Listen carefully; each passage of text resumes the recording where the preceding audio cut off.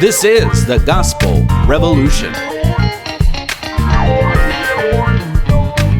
Since you're knocking on the door, you're begging to come in, yeah. Unaware that all the while love's been knocking from within. You are the love you see, a perfect yet unique, righteous, holy.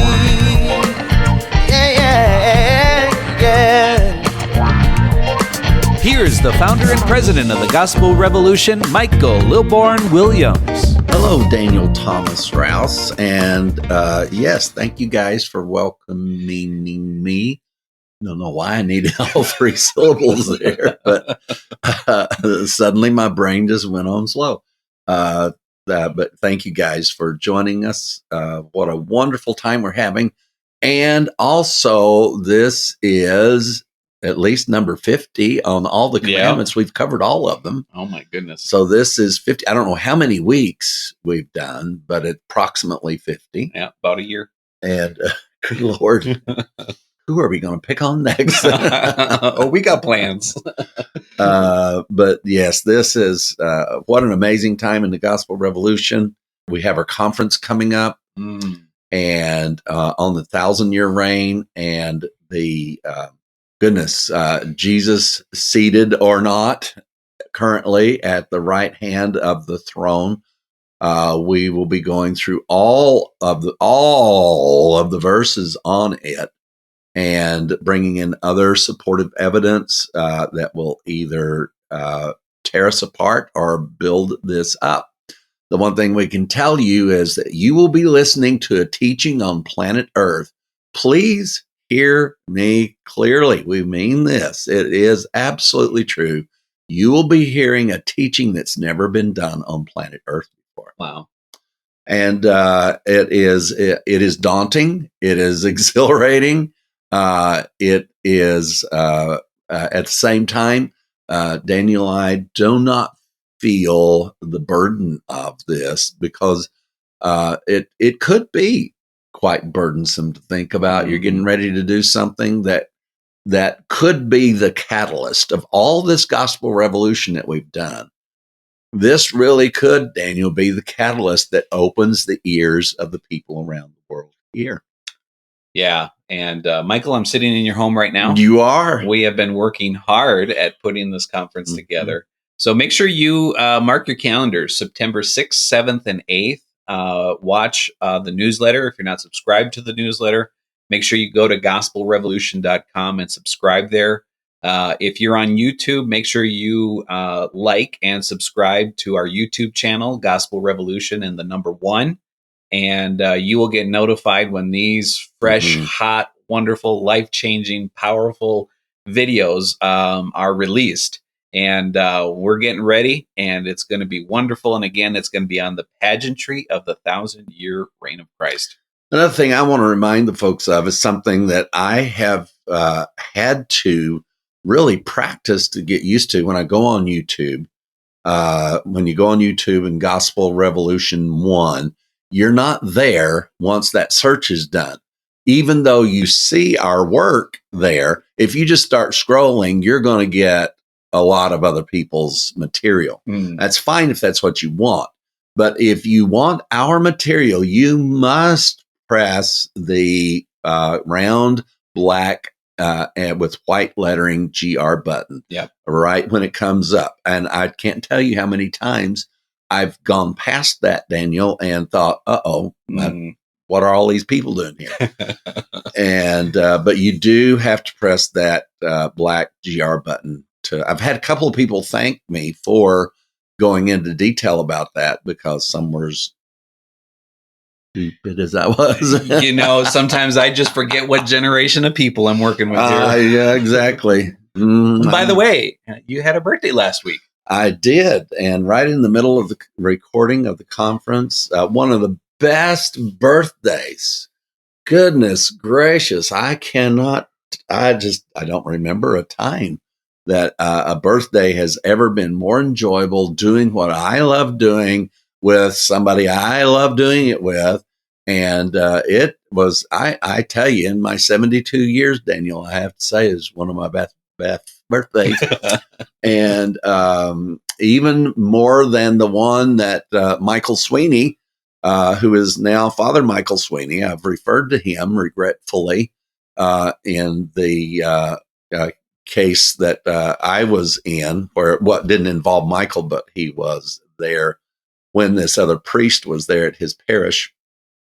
But Michael Sweeney, we were just kids, and he came to my birthday party. This is the one that I remember the most, is other than this one. I'm glad I've had this one now to replace that one. But Michael Sweeney came over. He was the shortest guy in class. I was the tallest guy in class. We were both Michael. And you wouldn't believe over the years how many references to Mike, Michael, Big Mike, Little Mike, Skinny Mike, all kinds to break down the at least 4 or 5 Mikes and Michaels that we had in class. Mm. So I was Big Mike, and he was Little Michael and Big Mike. And so he came to my birthday party, and he just thought he was going to entertain. We must have been, well, I know it was less than 10, most likely more than 5. Mm. So I would say maybe possibly 7. That's younger than my grandson. And but he just thought that we all needed to be entertained with Michael Rowed a Boat Ashore. That was a new song that was out at the time, speaking of age. And he started, and he never sang any of the verses. It was just, Michael rowed a boat ashore, hallelujah. And then, and the family sitting around, and we'd think, oh, yeah. And it's like, Michael rowed a boat, and he'd just keep going. So that was a precious memory. And but this one, I have to tell you, this birthday could not have been better in any way. Here I'm getting to celebrate my health. The 4th week into good health. However, the day before Daniel got here, I pulled a muscle in my hip trying to keep up with my grandson in the gym. And so I've been hobbling around the house here, and I was so looking forward to showing off and springing around like I normally do now with my new health. And Daniel can't tell a damn bit of difference than what I was last time. Maybe in alertness. Yeah. Right? Mm-hmm. So, but you are going to enjoy this conference. Yep. Goodness gracious. I cannot wait to listen to the material that we have recorded. We have to tell you, this is in the can. And you can't hear it yet. We have to finish up this.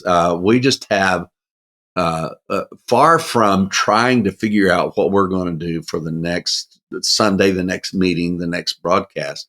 We have so much stuff lined up. We don't even know how to get to it. Mm. So thank you for your support. Those of you in Canada and those of you around the world, we really do. We didn't, if you'll notice, we didn't bring up the monetary at all, I think, during the sessions. We wanted to leave that separate. And so if you do listen to the appeals for finances, you're going to have to listen to it separately from the sessions. Yeah. We felt that this recording was going to be so vitally important for the generations to come, hundreds of years from now.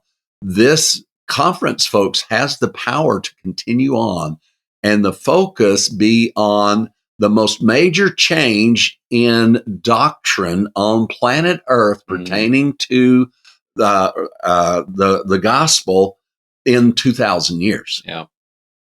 And we have really researched this to try to find the implications of it.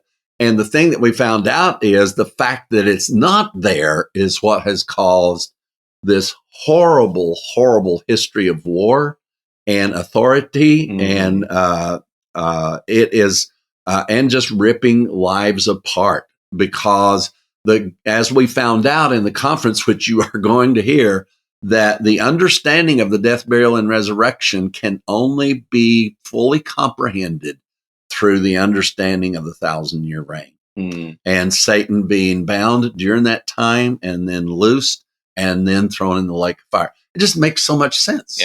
Yeah.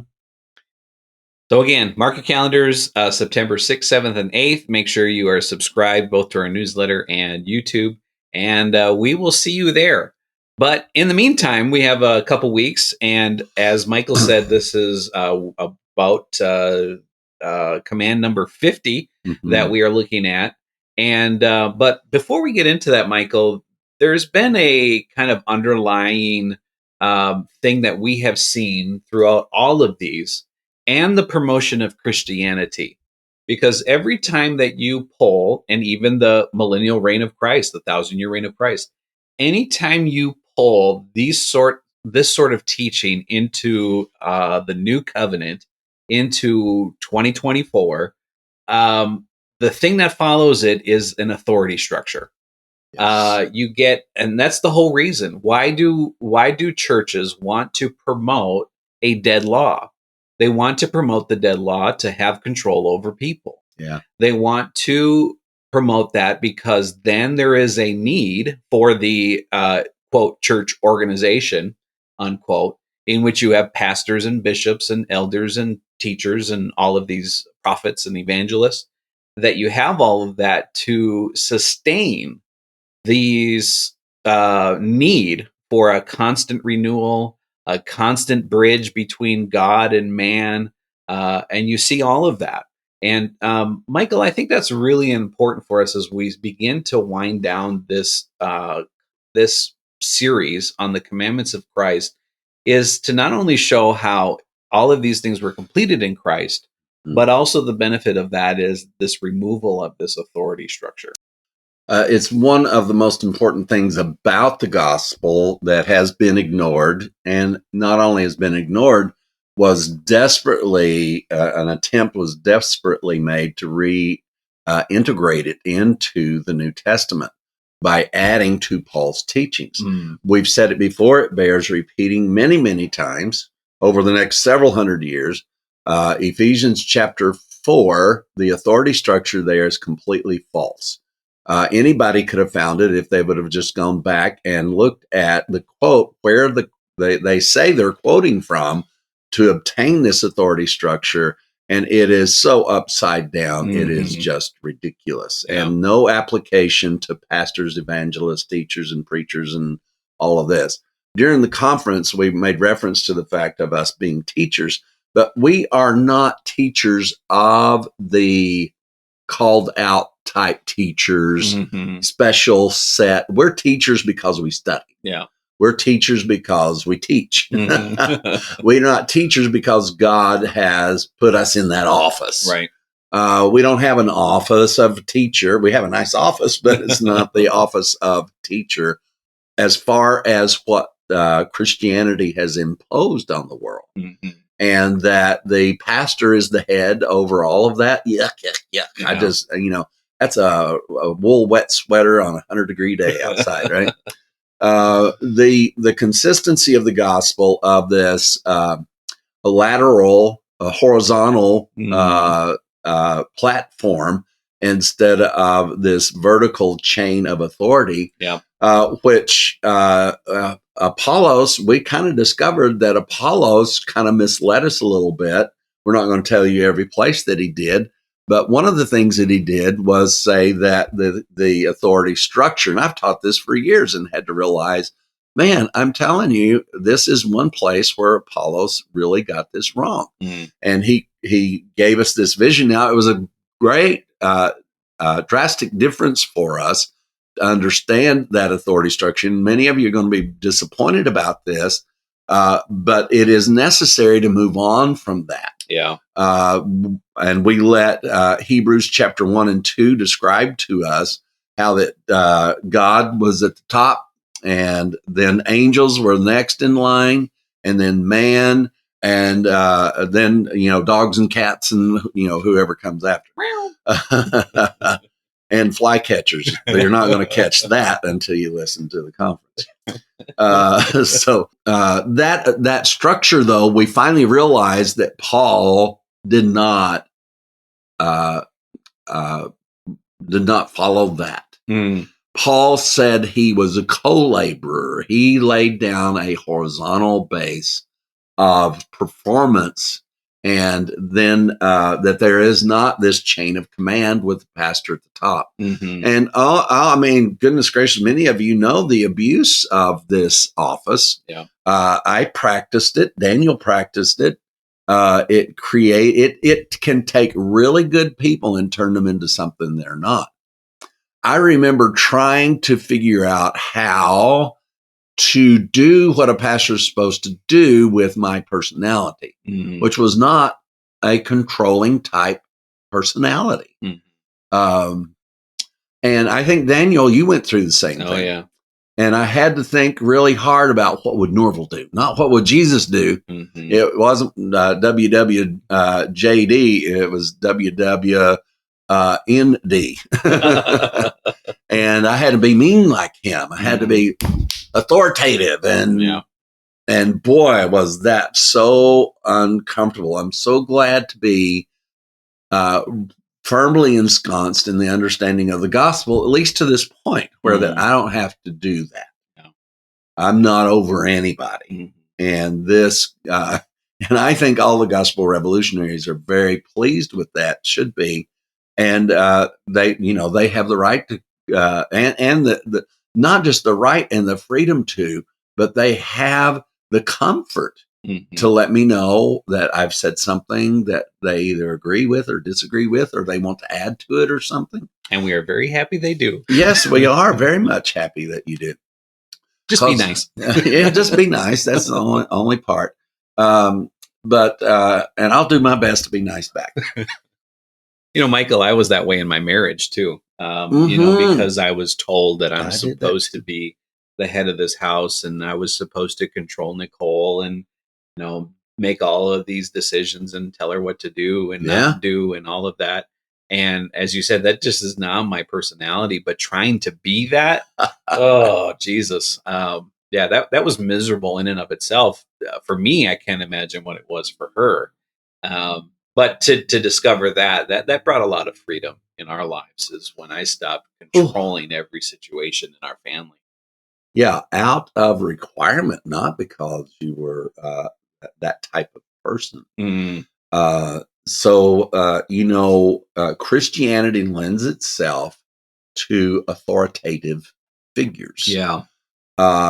Christianity has lent itself to sexual predators. It just cannot be denied. No. And that authority has been used. You're about to hear something after this show that is going to absolutely blow your mind. Because we're going to see exactly how that authority structure is used to seduce children. And it was very much, all of this happened in this group that we are sharing these commandments. The very leader of it. Yeah. Goodness. We're in trouble, but it's kind of trouble we like to get into. Yeah. You can't avoid trouble in your life. You have to, as they say, pick your battles. Our battles are not with any person. Our battle is not with Francois. Our battle is not with Don Keithley or any of the guys out there or any of the structure. Now, when people start, openly using their doctrines to abuse people, we are against them too. Yeah. But mostly the thing that we're going to comment on is their teachings, because that's the thing that's misled them to think they've got authority. And that's the thing that has misled people into thinking they have to submit to authority. Yeah. And whether it's in the marriage. So Daniel and I are telling you about our position as black men and being taught this. And but you see, that's the other side of it that the women have gone through. I remember, over the years, speaking with so many, it's been really fun kind of coming clean with Hazel and admitting, it was a real jerk. And and I've had to listen to, you really were, It's like, come on, I'm admitting it. Just, submit and be happy for me. Submit, woman. So that doesn't go away overnight, folks. I'm telling you what, it really doesn't. But talking with people like our Lisa McPeak, one of our newer. We just get new GRs all the time, that their lives are so drastically impacted. And Lisa's one of our new ers. And her stories of being under that system and the freedom and the joy that she's, and you know what? She's having to practice this in her own mind. She's run up against several situations where that she knows that people exercising that type of authority over her as a man or as a pastor or as a whatever, she knows it's not right. And then she's having to learn a new way to approach that. And it's been really wonderful to hear. It's been difficult to hear because there's been times you can hear the pain of having to readdress this stuff. But then on the other side of it, it's like, I am woman, hear me roar, So it's all of us children. I mean, I'm teaching my grandson. Can you teach this to children? Yes. Daniel has 2 daughters he's teaching this to. And we don't have to beat them to beat them into submission, beat the devil out of them. Oh, my God. This teaching you're about to get into, and even the one today, is so life-changing. And it's life-changing on every level, from the political all the way through your spiritual understanding, your authority structures and families. It is a wonderful, wonderful thing. And it's really delightful that we get to end on the note that we do on these 50. Michael, when we think about the disciples and what they were going through and what they were hoping for. So you have this prophesied promise of a coming Messiah that would come through the lineage of David. And as we've read in Matthew chapter 1, that lineage from David to Christ. And they knew this. The disciples were Jewish people, and they were very much aware that Jesus was coming on the scene and who he was. He was a literal heir to the throne. And at the same time, Jerusalem was being ruled by the Roman Empire. And so they were looking to see this manifestation of this kingdom, but they were very natural minded. They were looking for a natural king that was going to raise a natural army, that was going to take over the natural Roman Empire, and that they would rule and reign, and that these 12 disciples would be kings and lords in this, quote, kingdom. Yeah. That's what they were very much expecting. And we know that the story took a different turn. Boy, did it ever. And it's the ability to acknowledge that fact that will cause you to open your eyes and look at the New Testament through a different light. First off, stripping it of its title as scripture. Yeah. That's just nothing. I don't care how many the fathers did or the aunts, the uncles. It is to make it no difference what other people say about it. There is zero validation. In fact, there is more evidence that this is not scripture because you don't have Isaiah disagreeing with Ezekiel and right. all of this other stuff and calling each other names. They think that we're bad. Jesus, man, these guys, Paul did it to the extreme.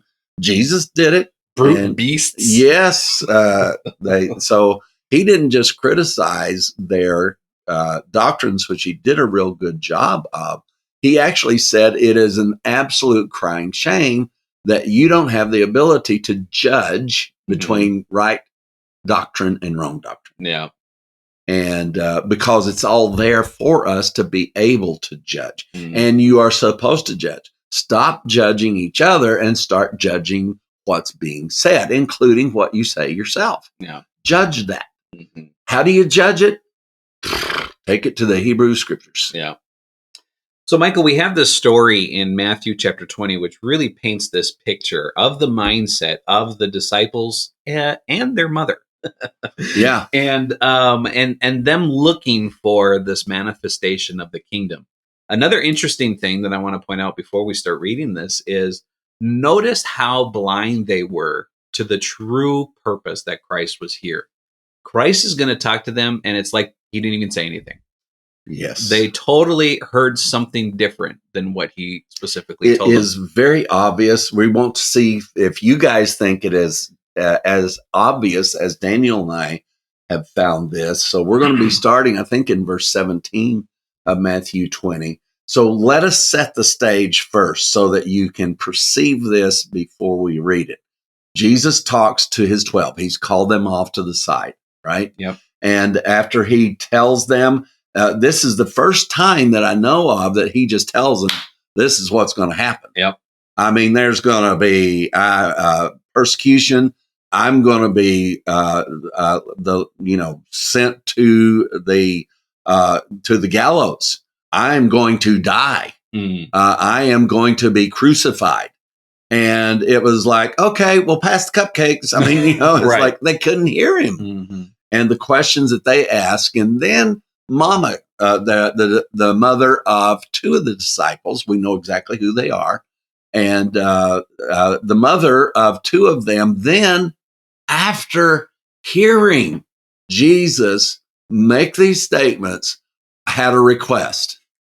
And you're going to see that it's just amazing. And then what Jesus' response to that is so powerful. And I don't know how I missed it. Daniel says he missed it too. And I don't know, maybe you guys knew all about this. Somebody should have told us. But this is a powerful insight into the immediacy and the knowledge of the immediacy by the 12, whether acknowledged or not. You will see they should not have been surprised by a death, burial, and resurrection. Yeah. They had the dot in their forehead, I never will forget watching Powder, one of my favorite movies. And he's explaining to this girl, he said, people have a dot in the middle of their forehead. And he said it's their beliefs, and it keeps them from seeing the truth. Yeah. And seeing reality. And man, it's like since then and seeing that movie, it's like, wow, I want to examine the dot on my forehead, not going around looking at the dot on other people's forehead. But it's easy to see. Beliefs are crippling, folks. It's okay to believe something for a little while until you examine it to see whether it's true or not. Yeah. Beliefs can be a part. They can be like Tarzan's grapevines.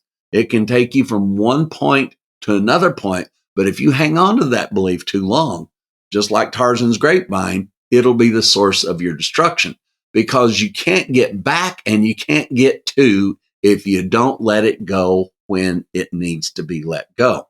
It'll be the source of your demise. It's good preaching. I know. It's wonderful. I think it should be in the Bible. Let me find my wallet. We need to take an offering. Okay, Matthew chapter 20, starting in verse 17. Now Jesus, going up to Jerusalem, took the 12 disciples aside on the road and said to them, "Behold, we are going to Jerusalem." It's almost like he's warning them. Yeah, it's like, okay, here's what's coming. "Behold, we are going to Jerusalem, and the Son of Man will be betrayed to the chief priests and to the scribes, and they will condemn him to death, and deliver him to the Gentiles to mock and to scourge and to crucify, and the third day he will rise again." Now, one thing that we want to point out here is Jesus has identified that a lot of people say that the Jews killed Jesus, but Jesus is saying that the chief priest, the scribes, the Jews did play their role, but it says also they'd deliver him to the Gentiles.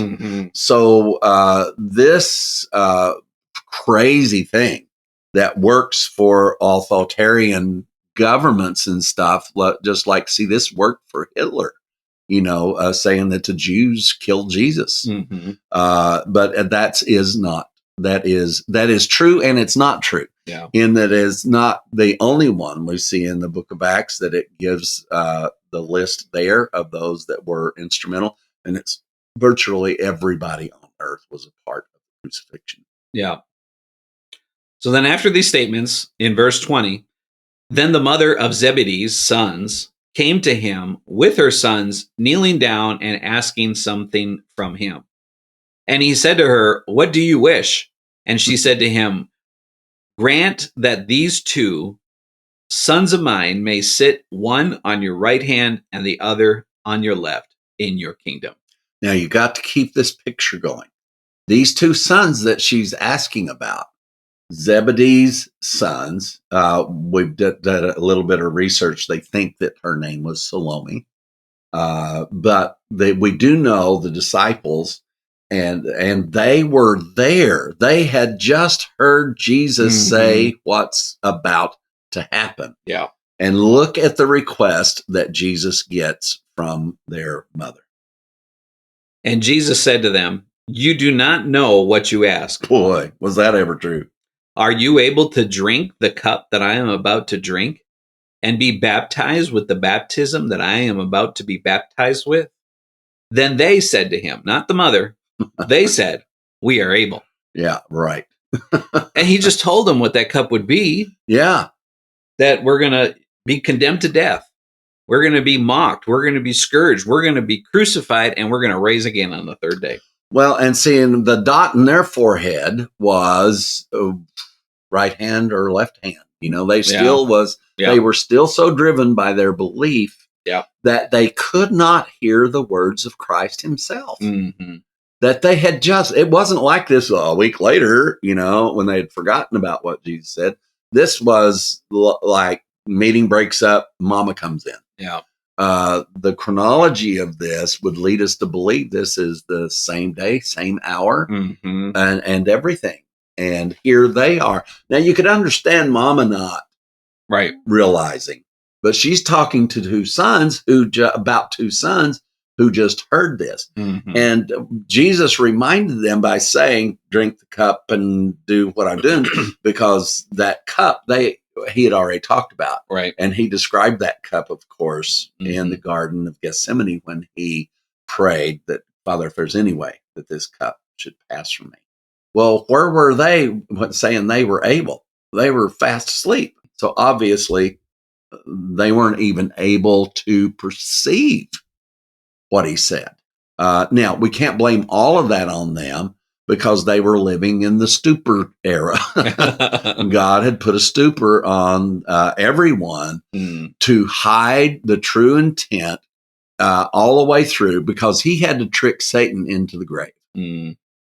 And I'm telling you, once you see this trickery, the trickery was not upon the human race. The trickery was upon Satan. Now, he had to include us in that plan to make sure that we didn't mess that up somehow. I don't know how we would have, but I'm sure we would have found a way. We can always do that. So that is the thing that we, as you're listening to this, just keep track of the story. I clarify a statement you made that they did partake of that cup during the Lord's Supper, but the Garden of Gethsemane hadn't happened yet. So they weren't sleeping through that. They did have that Lord's Supper. Yeah, the Lord's Supper. They slept through his prayer. Yeah, on the mountain. I'll read verse 22 again. But Jesus answered and said to him, you do not know what you ask. Are you able to drink the cup that I'm about to drink and be baptized with the baptism that I'm about to be baptized with? And they said to him, we are able. So he said to them, you will indeed drink my cup and be baptized with the baptism that I am baptized with. I see what you mean. But to sit on my right hand and on my left is not mine to give, but it is for those whom is prepared for by my Father. And when the 10 heard it, they were greatly displeased with the two brothers. Indignation is what the King James says. I like that. And it means to be very displeased. They were greatly affected by this exchange. So here's two. Mama's there to represent them, and the other 10 whose mama evidently wasn't there to represent them. Yeah. And but still, even the 10, why would they have gotten upset? It would be like, yeah, I'll take those. Yeah, right. If they had been able to hear Jesus, they'd have been glad that mama was saying, my boys will go to death with you. My boys will do it. Yeah. But they didn't, evidently the 10 others that got, because they still had their eye on that authoritative position at the right hand of the throne. Or Mama didn't like them. She wanted to get rid of them. Exactly. Yeah. There's always that mama kind of round. Verse 25. But Jesus called them to himself and said, you know that the rulers of the Gentiles lord it over them. And those who are great exercise authority over them. Yet it shall not be so among you. But whoever desires to become great among you, let him be your servant. And whoever desires to be first among you, let him be your slave. Just as the Son of Man did not come to be served, but to serve, and to give his life a ransom for many. Well, this is just the all over implications of this. Number one, it completely destroys every. Now, see, at this time, the authority structures had not been brought down by Christ. Right. And Jesus said here, this is a Gentile thing. You know, this has nothing to do with what I'm doing, because what I'm doing is going to eliminate what is practiced amongst the Gentiles. But this is not the way that the kingdom of God is going to be practiced and implemented. The kingdom of God was not implemented by the act of authority. It was implemented by the act of service. Yeah. And becoming a slave, becoming that. So Jesus is explaining to them the difference between what they're asking for and what they're going to get. You know, Michael, as we're talking about this a couple weeks ago, we did that series or that episode on the Antichrist doctrines of Pentecostalism. And just this last week, we discovered a teaching of Christ, again, that puts a blow to that one. Do you remember when Jesus said not to seek the high places, not to seek the lofty rooms? Yeah. And so there was this upper room. And he specifically said that, don't seek these lofty rooms. And where were the disciples and the 120 gathered on the quote day of Pentecost? Yeah. They were gathered in an upper room. Now, if you think about that for a minute, about the whole situation, this upper room, though many times in other places is referred to as a house. But what house would be big enough to have 120 people in it? Yeah. In an environment where at least 3,000 people, because that's how many people Peter preached to, according to the Acts 2 story, that there were at least 3,000. Now, those 3,000 accepted it. Yeah. So with 3,000 accepting it, you know, there's maybe that amount that didn't accept it. So where could they be in a place where they could have 120 people in an upper room, a place of authority, a place of high honor? Yes, honor. That would allow 120 people to be in that room, and also an area where Peter could preach to 3 to 10,000 people. Yeah. The only place in Jerusalem known in that time with even a big enough road to have 3 to 10,000 people in it would be Solomon's Porch. Yeah. Which is in the temple. And we even did this research on Solomon's Porch, and it's the only thing in Jerusalem that would have accommodated such a thing. Yeah. And it was a lofty place. It was a place of authority. It was a place of honor. It was a place of where the important people went. And that was common in that era. Not just in Solomon's Porch, but in individuals' house. Right. The wealthier people had an upper room. I don't think everybody had an upper room. Yeah. But if you had an upper room, you did not allow everybody up there. Now, right now, I mean, you know, our upper rooms have become our bedrooms. And hopefully you don't let everybody up there. But see, just the difference in our understanding of our culture now about an upper room is very important here. And Jesus point blank told them, don't go seeking an upper room. Yeah. And where are they? In the upper room. They're in the upper room. And they even defied Jesus when he gave his instructions about where to go and wait. And they did not follow those instructions either. So to get the full gravity of this, we have to stop and give you the historical and the cultural values of what was happening at the time, because our culture does not translate to that culture as far as what was being emphasized simply by the statement of an upper room. Yeah.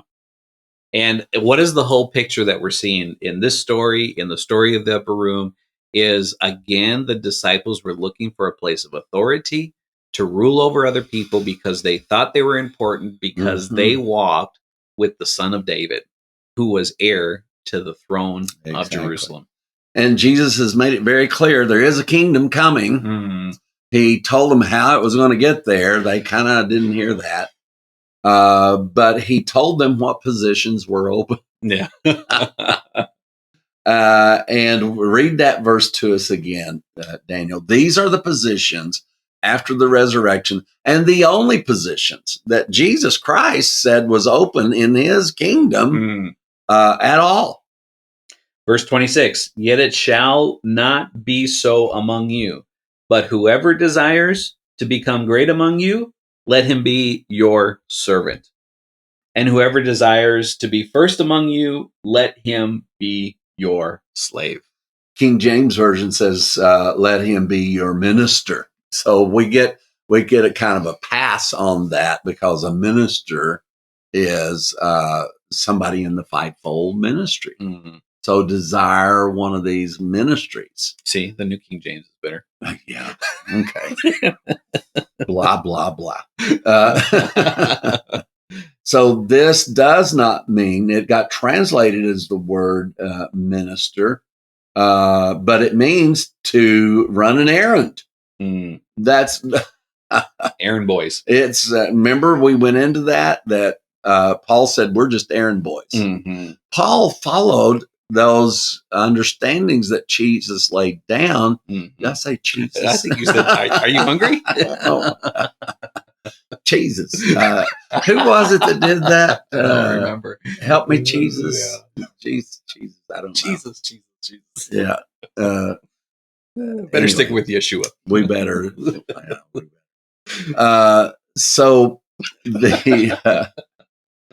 this word means to run an errand. Paul agreed. He says, me and Apollos, Peter, all of us together, we're nothing but errand boys. That's not what Peter thought, and I guarantee you that's not what James thought. He took up a residence in the palace, which had a throne room in it. Goodness. And it means to be a waiter at a table. And then look how that Strong's tacks this on. And believe me, it is tacked on. A Christian teacher or pastor, technically a deacon or deaconess, and deaconess wouldn't have been in here either. A deacon, a minister, a servant. That has nothing to do with, here he is, Strong's translating this word to accommodate the pseudographical writings about an authority structure in the church. Jesus Christ. Yeah, I know. Yeah, where's Jesus when you need him, right? Wow. Again, Christianity has taken this and used it as an opportunity to promote authority structure in the church. It has been, and the thing that by mistranslating a word, and when that word simply by context cannot be translated that way. You know, Michael, and wouldn't it be nice? Wouldn't it be lovely if we saw this in the world today, that those who had a seat of, quote, authority were really servants and slaves, you know, and volunteer slaves is the context of this, not that they are enslaved to we the people. To be owned by somebody. Right. Yeah. Because then you would be still having an authority structure. Absolutely. So there was the slavery that this is referring to has nothing to do with what Christianity used to ensconce and to favor slavery during the time in the South. Preachers tried to say, "See here, slave, you got to be a good slave." Well, this slave was somebody who volunteered their life completely to lay it down.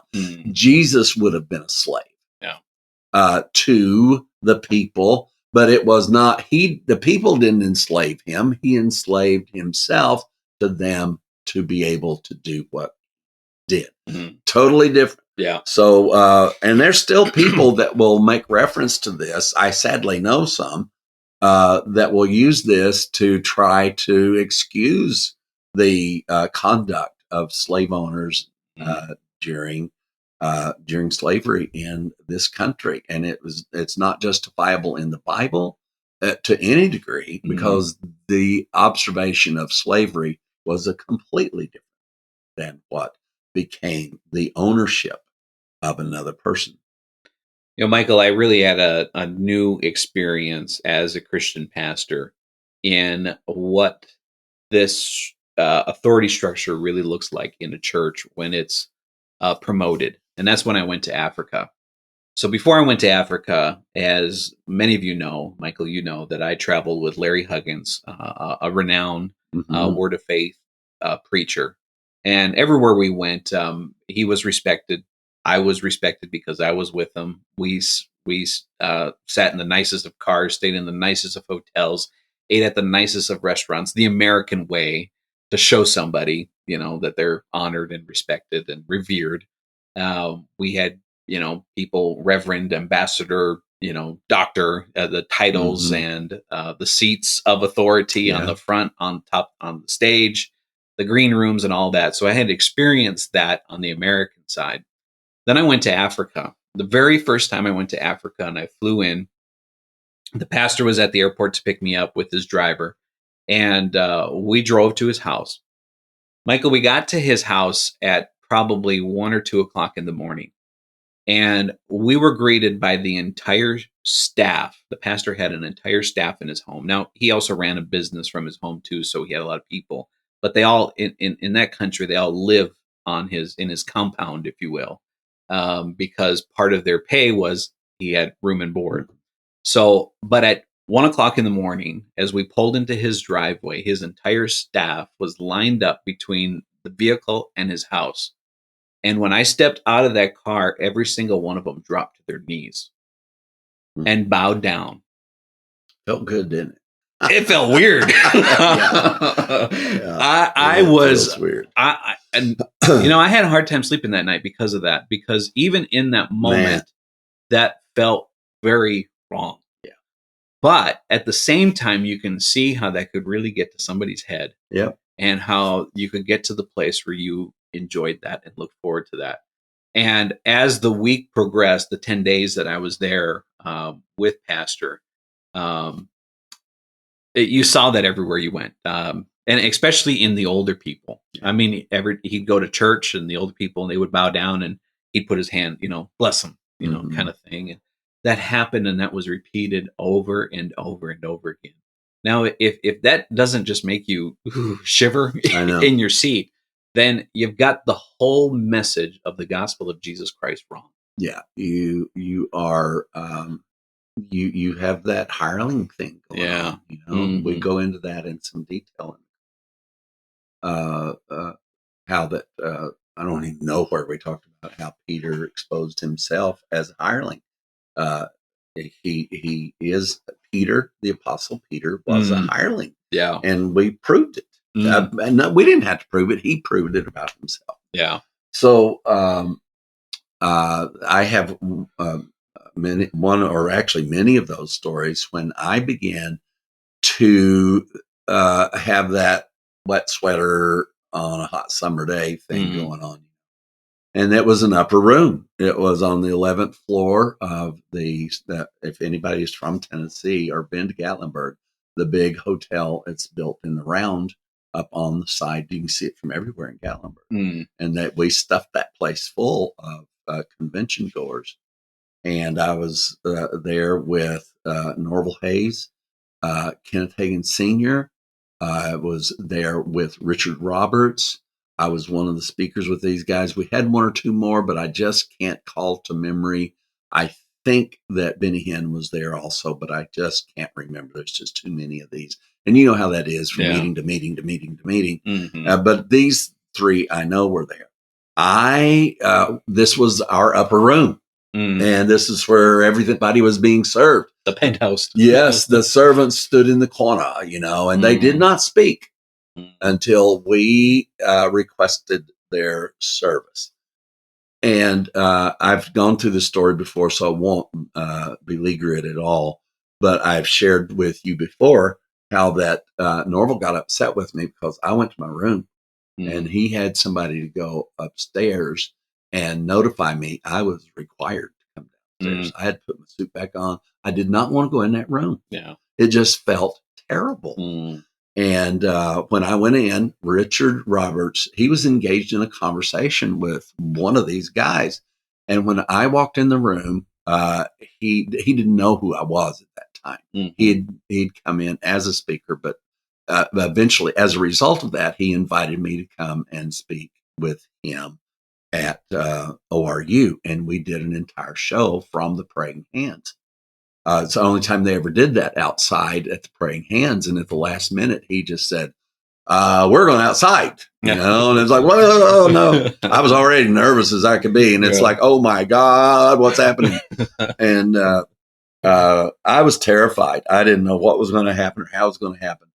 But anyway, Richard Roberts got up and he said, excuse me a moment, to whoever he was talking to. And he came over and he extended his hand. He said, my name is Richard Roberts. He said, what is your name? And he said, well, I just wanted to meet you. But then I noticed that everybody, including their little servants, they didn't even know how to handle this. Richard Roberts stopping his conversation with whoever he was in a conversation with and saying, excuse me, and going and extending his hand and saying, Richard Roberts. Wow. And that so blew me away, and I was glad then that I had come back down because I saw that there was something to be learned, by going through that experience. But Daniel and I have both been in these very awkward, uncomfortable. You see, the problem is, as Daniel pointed out, they can become very comfortable. Yeah, when you get used to them. They can become expected and even demanded. Michael, as we were sitting here and telling the stories, I'm recalling conversations that specifically Larry had with me. Never had this kind of conversation with my dad because, quite honestly, not disrespect to him, he just never got to that level, that Larry Huggins was at, and amount of people that were showing him respect. And I remember him having conversations with me about, maybe he could see it on my face that I was having a hard time dealing with some of these things that were happening. Another story just popped in my head. We went to this church in just outside of Chicago, and we parked the RV. They had an RV spot behind the church, so this was something they were used to having people in like that. And so we had parked the RV behind the church, and he had the most trained usher group that I have ever seen. And there were definitely layers in that command. There were the guys who were the bosses, then there were the guys who were the low guys. And you could tell who was who. And Larry wanted me to do something before I came into the church. I don't remember what it was, something with our camera equipment. And he said, so when you're ready, just come in, tell the guy at the door who you are, and they'll let you in. So, of course, he walks in. He's expected to walk in, and he walks right in, goes right into the pastor's office. Michael, I went through about 10 layers of ushers before I could finally get to that room. And every time I get to one door, they had the walkie-talkies and everything. And they said, we got this guy here. He says he's with Ambassador Huggins. What do we do with him? And every door I went through that process. It was like 20 minutes for me to get from that RV, which was parked by the back door, right into the pastor's office. This is the kind of stuff that's out there. Yeah. So these conversations that Larry had with me were almost to expect and allow these things to happen because the people needed it. Wow. They needed to be able to revere the man of God so that they could receive from the man of God. They needed to give the man of God a gift beyond what they could afford to give that man of God a gift, a financial gift, whatever the gift may be, so that they could receive from the man of God. Yeah. And it was, that was the mindset, is that these people need to do this so that me, as being the man of God, can give to them what God needs to get to them. Ooh, that's wicked. That's wicked. I mean, you think about it, I mean, you see how they conjure up that rationale, but that rationale can only be done if there is this vertical authority structure, Yes, sir. instead of this horizontal that Jesus has laid out, than that Paul totally concurred with and carried out his whole ministry. Mm. I mean, these guys lived totally different lives, Yeah. totally different concepts, not just of what the truth was, but to how it was to be presented and who they were in the big picture of things. And then a funny one. We'll end with a funny story. I was in a marriage conference, and Nicole was there, and we were learning about this authority structure in the home. And they read from Abraham, how Abraham's wife called him Lord. And we joked, we didn't take that one seriously, but we joked about that. And every time she'd address me, I'd say, "That would be Lord to you." He will address me as Lord. Well, and we agree that that structure was in place Yep. in under the previous covenant, but Mhm. it was like the implementation of the law. If you accept the authority structure still, you're going to have to accept the law that went along with it. Yeah. And you're going to have to accept the wrath and the anger and all of that enforces the authority structure. Mm. And if you let go of one part of it, you must let go of all of it. Mm. And this is what has held Catholicism in place. It's what has held 46,000 denominations. Yeah. And we have been able to show you many places that if one concept of the gospel got into Christianity, it would crumble. Mhm. One concept. Yeah. It would just, there would be an acknowledgement amongst the people.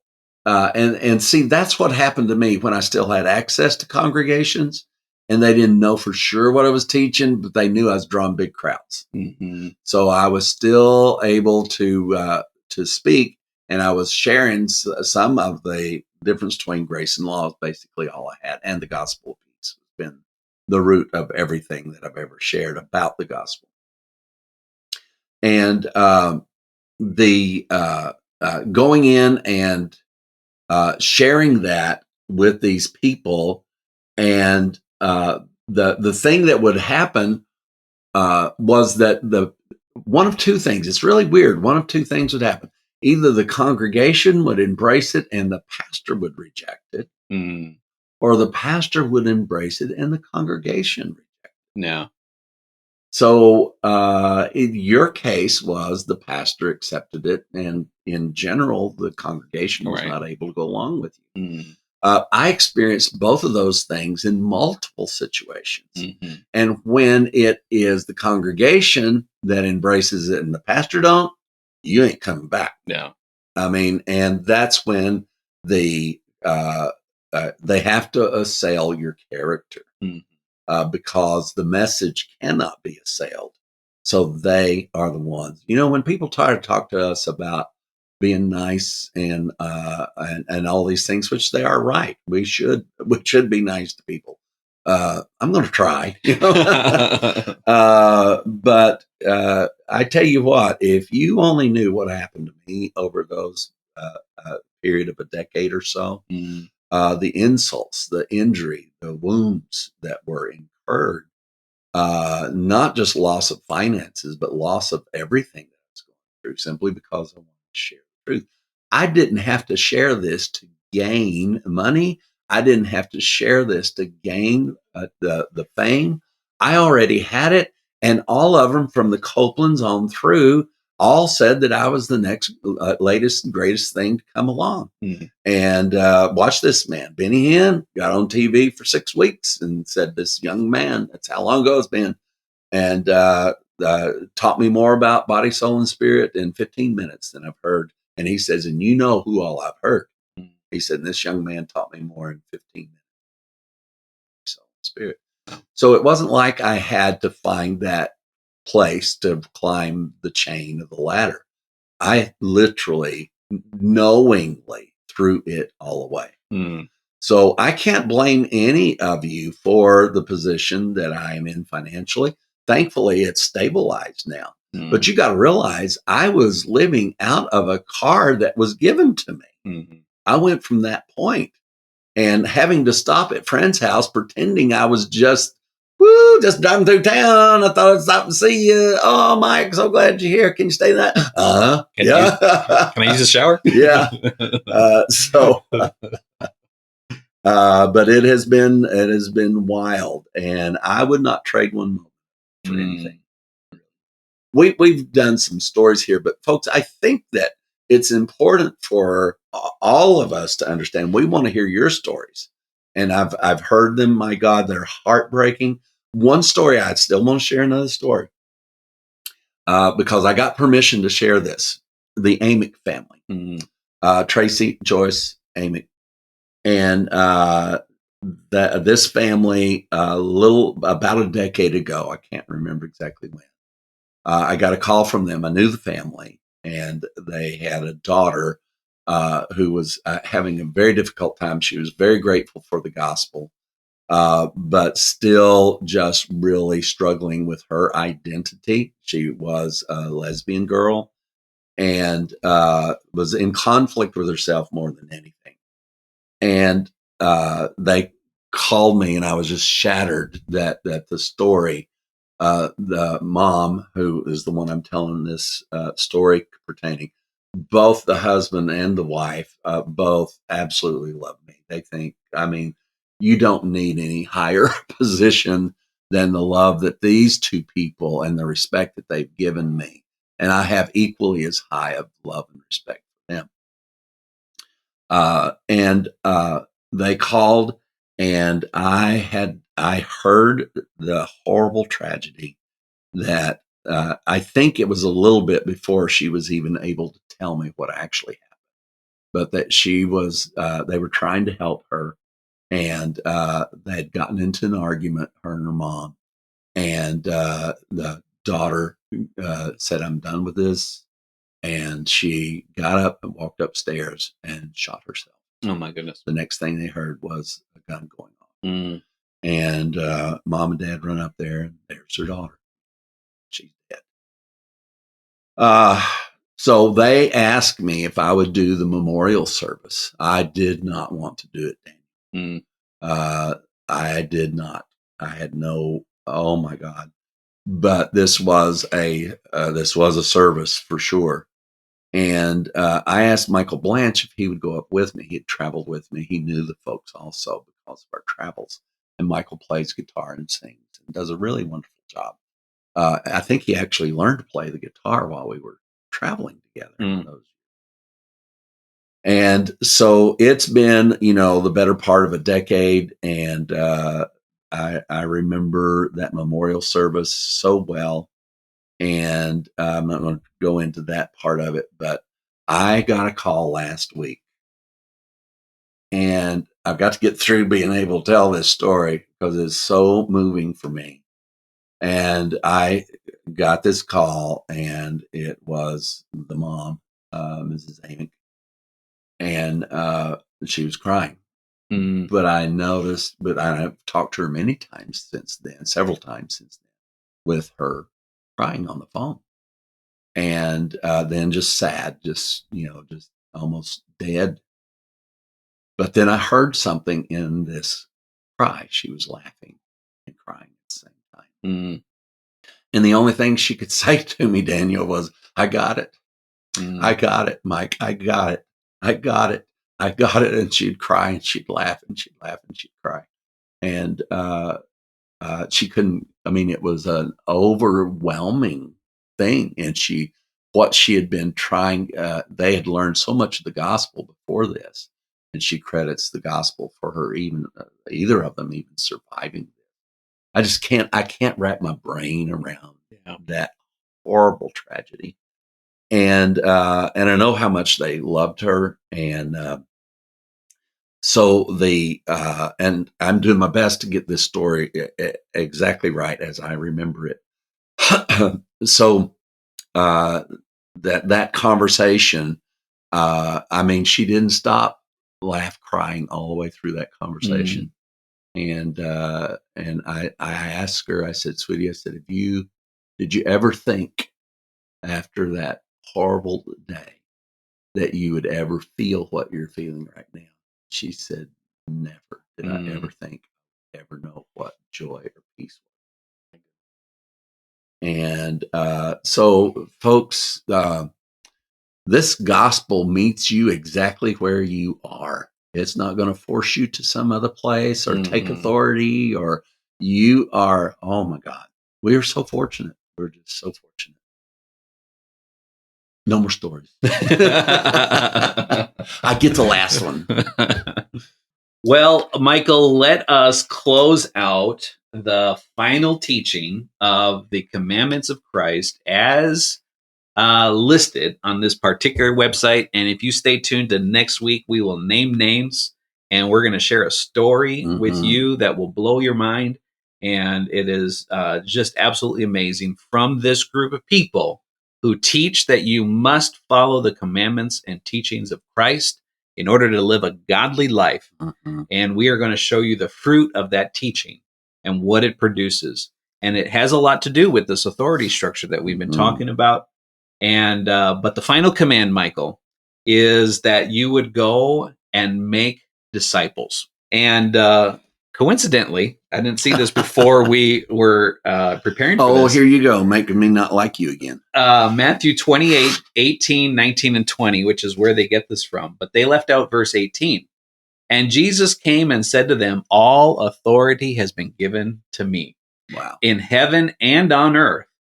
Go therefore and make disciples of all nations, baptizing them in the name of the Father, and of the Son, and of the Holy Ghost, teaching them to observe all things that I have commanded you. And lo, I am with you always, even until the end of the age. And Jesus said, now that's Matthew, right? Yep. So in Matthew 24, Jesus is recorded as to saying when the end of an age would happen. Yep. And it already happened according to what he said in Matthew 24. So what we have raised here in the last few weeks, if we have looked at the commandments, particularly in the last few chapters of the Gospels, and all centered around this, quote, Great Commission, unquote, this ascension story, which all of them disagree. Some of them have it happening in 1 day. Some of them have them happening in 2 days, and one has them happening in 40 days. The stories just don't line up.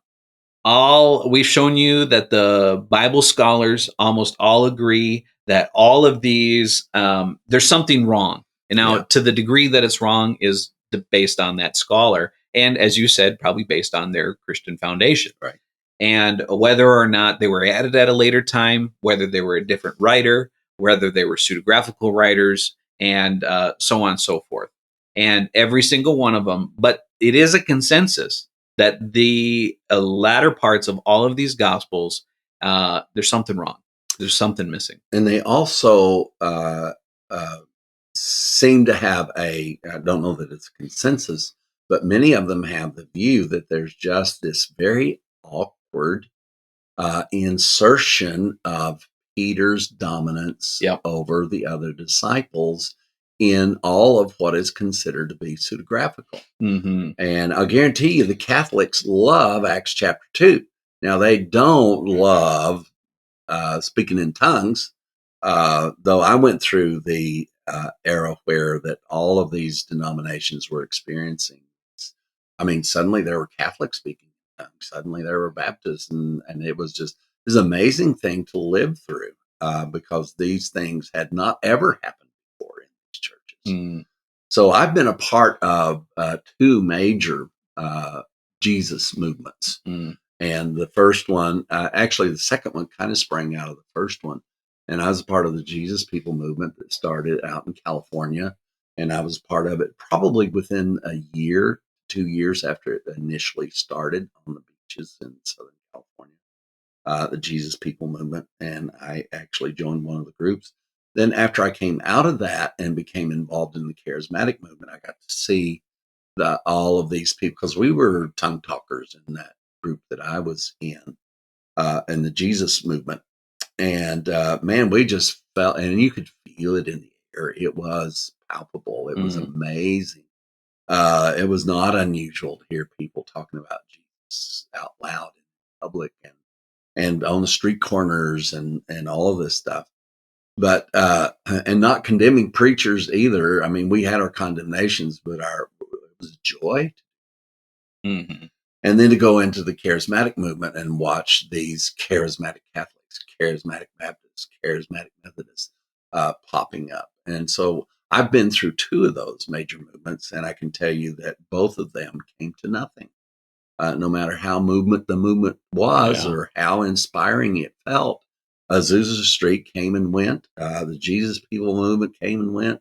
The charismatic movement came and went. It is no longer here. What you're seeing is an edifice built out of the charismatic movement, such as Joel Osteen's church and other mega churches that are around the world. But what has disappeared is the small churches. Yeah. And it's kind of like putting in a Walmart supercenter and all the little stores downtown closed. There's been nothing different than the shift in the culture. But the numbers are dropping off continually every year. Hallelujah. Yes, thank you, Jesus. So, Michael, here we have now the King James Bible says that go therefore and teach. And it's the New King James really that has that word make disciples. Tell me where you are again. Matthew 28:19. Go therefore and teach all nations. Last chapter, bring attention to that. And which, as we have said with all these Gospels, that addition of these statements is usually at the end.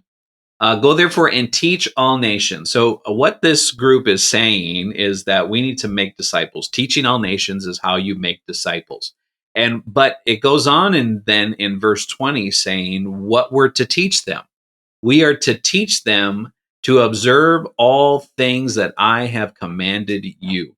So Jesus is instructing them to teach and make disciples. I should say Jesus is allegedly telling them to go and teach and make disciples of everything that I have commanded you. Now, I think, Michael, that's very interesting that on our very last show, that as we have dismantled every single one of these commandments as something that is a New Testament oracle, a New Testament commandment, then we have showed that every single one of them, there was not one that we said is New Testament. Every single one of them is Old Testament.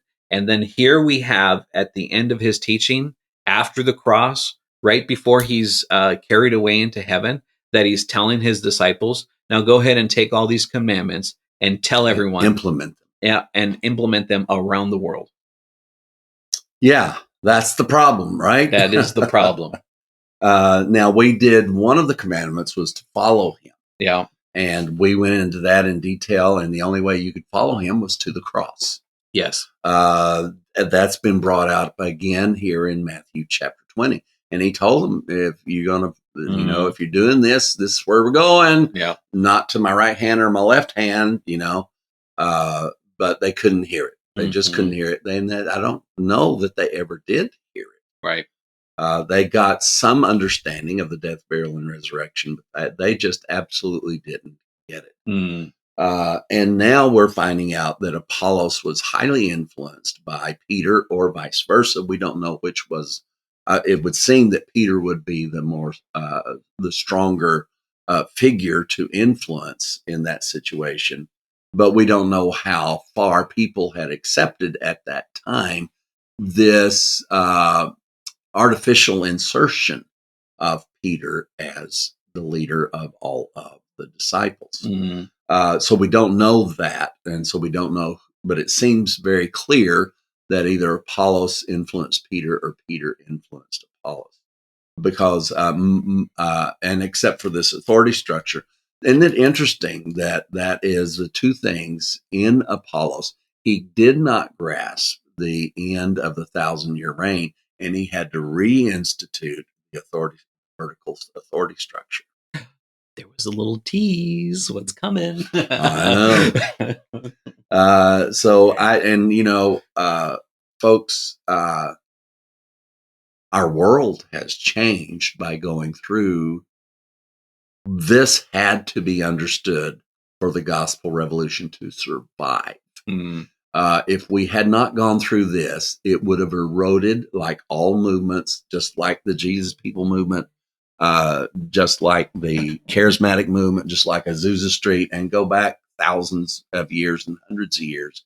And they all evaporated because there had to be this once that, yeah. And I remember in the charismatic movement, it's like, yeah. You can watch the thing on the Jesus People movement on TV.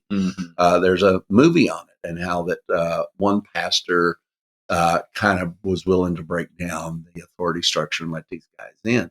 But in the end, it was all absorbed by, even those guys were seduced into, oh, we'll make you a pastor, we'll make you an elder or a deacon. And suddenly this movement, right or wrong, was over with. Yeah. All seduced by the glamour of the position of authority. Now, the thing that is really wonderful for Daniel and I, we both experienced that position in some degree. And we both were able to say, this is that wet wool sweater on a summer day. This does not fit. So we don't have any temptations. In fact, we constantly push this back on you. You guys are the ones. We're here for you. You're not here for us. We appreciate the financial support. We help people financially as much as we can, but there's just not that much there to do anything. And when we do, it's just kind of piecemeal stuff. We helped Moses build a home, and I think we've told people about this. I don't know. Some of this stuff I just do. It's within the board of directors guidelines for me to live in, to be able to do these things. If I see fit, they are always informed, and they can vote up or down on it if it comes to that. But we still need to post these pictures of this beautiful little house that Moses did not have any construction cost. He just had to buy the materials, and he and his boys and possibly some friends helped him build this place. So, but we're not in a position to, we've been to the pinnacle of the temple, and we've been to the upper rooms, and it all turned into that wet wool sweater on a summer day. It just doesn't fit us anymore. Yeah. And we don't deserve any credit or respect for that. We get so much respect from you guys, it overwhelms us anyway. So don't ever think that we need something more than what we've got, because you guys supply any encouragement we need at all. It is well supplied. Believe me, it's well supplied. So we can handle the criticism too. Yeah. I'm just laughing. Your Norval Hayes thread, that thing gets a lot of criticism. There's still, oh my gosh, I'm going to, what's the last one? You repent, you fool. You're going to hell. Yeah. How about that? Michael, so let's, what are the implications of this being pseudographical, added at a later date, added to the Gospels of Christ? Is this very continuation of the authority structure and the need to the need for Christianity? So all authority has been given unto me. So if this was added in after they were done, they had to use something that would allow them to have authority to go to the world and to be revered, and for their teaching, specifically the teachings of the commandments of Christ, that would be received. So this is what the whole mindset of these disciples of Christ post-cross, when Christ, as the very end of this is that I'm with you even until the end of the age, they didn't see the end of the age come. They didn't see the end of the age of the commandments and teachings of Christ. They didn't see the end of the age of all authority and power. They're still waiting for that. And so with that, that is where this teaching is substantiated. And as you said earlier, if we are allowed to look at the New Testament and see that it is not scripture, it has been messed with, it has been added to, it has been contorted, even from the original version, and very clearly done so. And people smarter than us agree on this. People who study the linguistics and the history and all of that of where the manuscripts are, the thousands of manuscripts that they piece together in order to get the Bible, that the New Testament Bible that we have today, all of that is very telling. And what it tells is it tells a story about a group of disciples who just, even when Jesus told them that he was the Christ and that he was going to go die and all of that, they couldn't hear it. Even after the cross, they were still waiting for some future fulfillment of all of these things. And it's so vitally important that you listen to the upcoming conference, because that's what we deal with in the end of the 1,000-year reign of Christ, is because this is a pivotal point for us to pivot in our understanding of the New Testament and the new covenant that we have. Michael, there is a voice in the New Testament who seems to speak a different gospel. There is a voice in the New Testament who cries out, it is finished. And that is that of the Apostle Paul. And the Apostle Paul, I think, made a comment about this teaching and what he teaches. So we just read here that allegedly Jesus commanding his disciples to go and make disciples of all nations and to teach them all the commandments of Christ. Here's what the Apostle Paul said in Colossians chapter 1 and verse 28 and 29. Whom we preach, speaking of Christ, warning every man and teaching every man in all wisdom, that we may present every man perfect in Christ. Whereunto I also labor, striving according to his working, which worketh in me mightily. His teaching, Michael, was not to go do the commandments of Christ, but his teaching was to teach every man, you're perfect in Christ. Because of the death, burial, and resurrection, he doesn't make the leap backward to the teachings of Christ. He seems to have known the teachings of Christ as well, if not better than the disciples. Yeah. So it does lend itself to credibility that he actually spent that 3 years with Christ in the desert. We do not know that that is the truth, because there's a couple of places that it seems ambiguous, but the results are very powerfully there that he did spend this time. Yeah. So with the Holy Ghost, with Christ himself, I don't know how he might have delineated that experience. We think he was probably relating to himself when he said, I knew a man, that got caught up, and we went into understanding the third heaven and all that.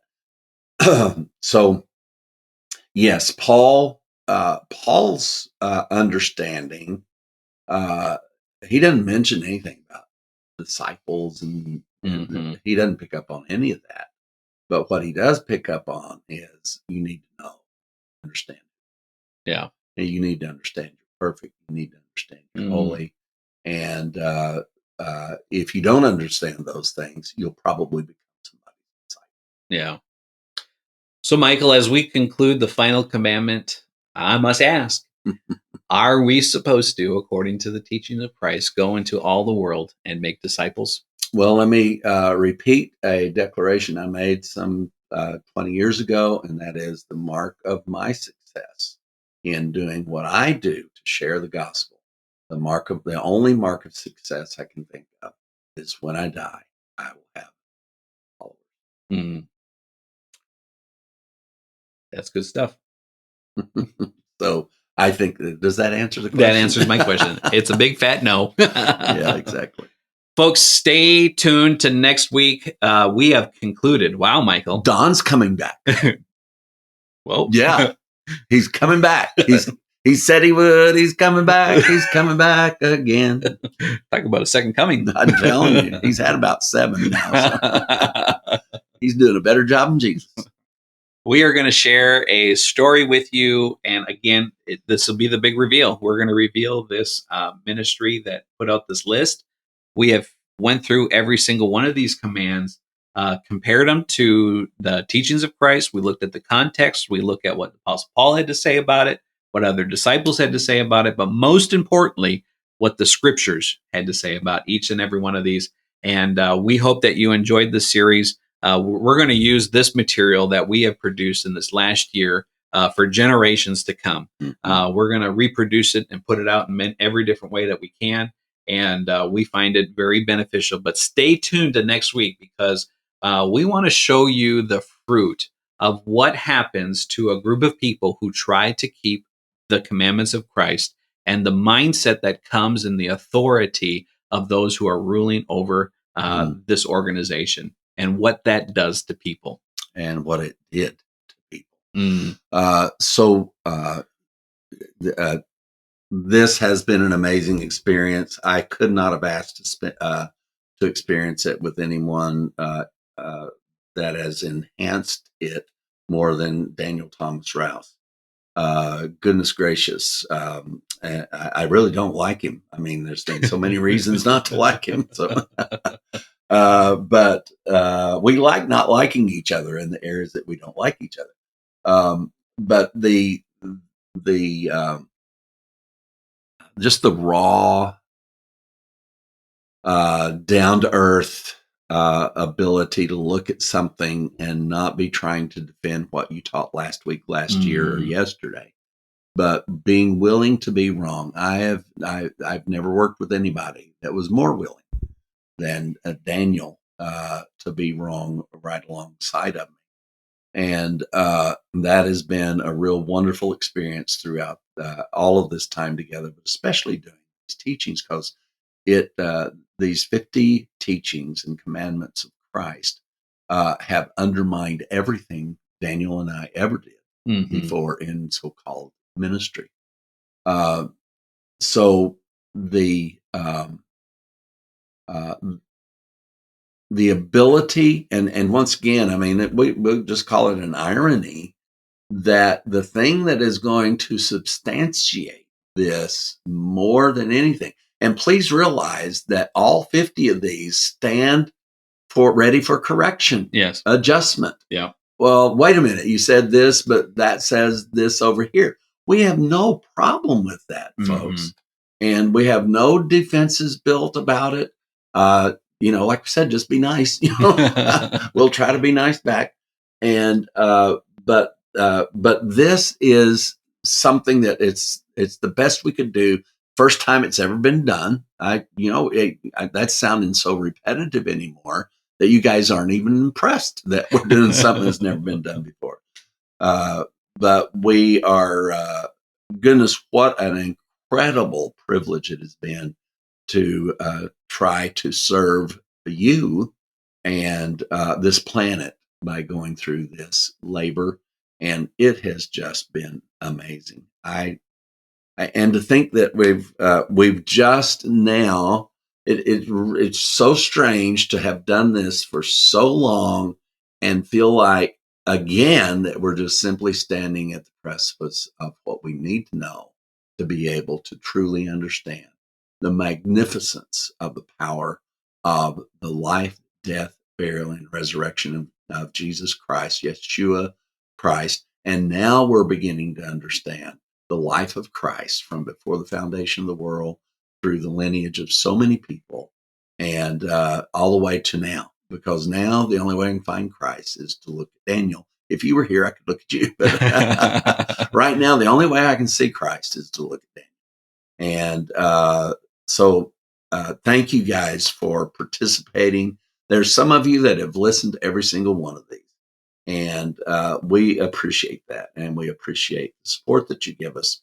I developed a life that I am completely dependent upon an organization called Mike Williams Ministries and Contributions. Number one, to be able to live. It should not have happened. I'm going to be very honest with you. This should not have happened, but it did. and only you guys can have mercy on me and help me to live out my life and not go into financial struggle. And you guys are doing a great job. And what we do with the money, we let you know, and we're very grateful. I live comfortably.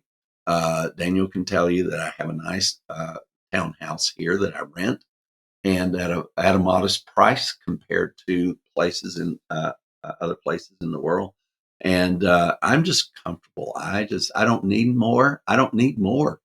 Oh God, I don't need more. I don't need no authority. I don't need any recognition.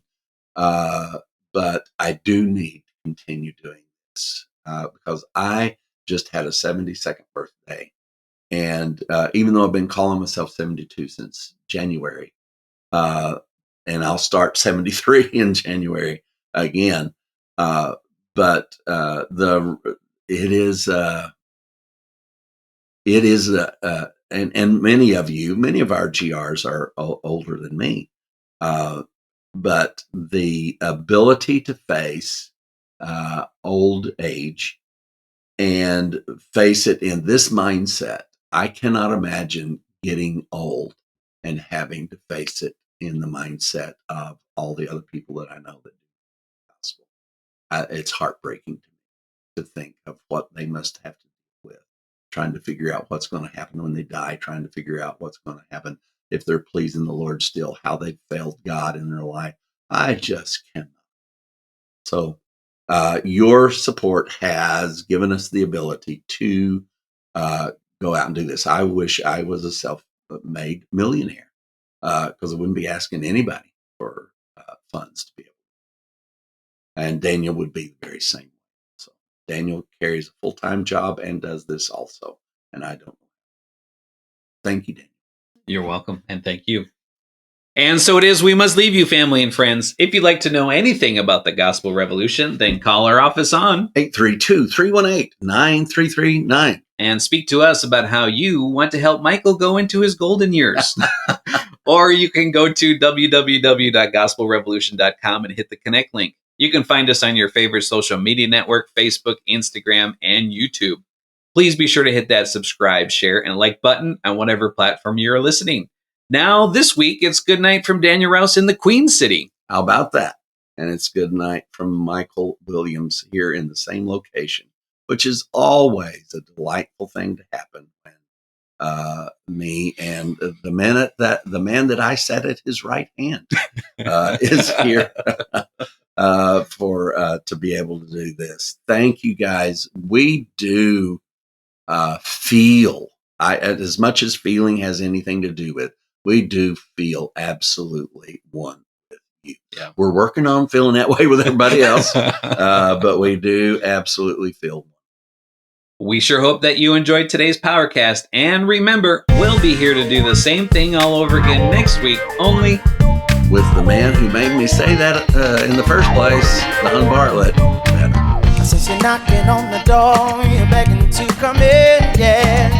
Unaware that all the while love's been knocking from within. You are the love you see, a perfect yet unique, righteous, holy. Yeah, yeah, yeah. When you feel lost and alone, staring at the unknown, and these words be the cause that guides you right home. We are one, we are love, we are.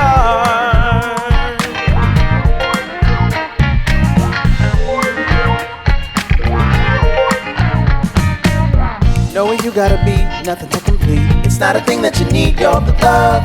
Just remember to breathe and take a second off. Look, I'm just trying to remind you that you're perfectly divine, flawlessly designed.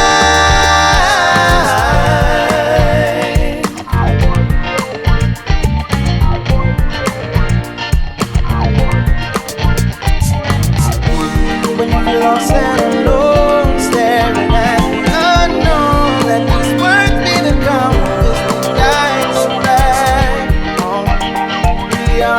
We are love, we are. Yeah, yeah, yeah.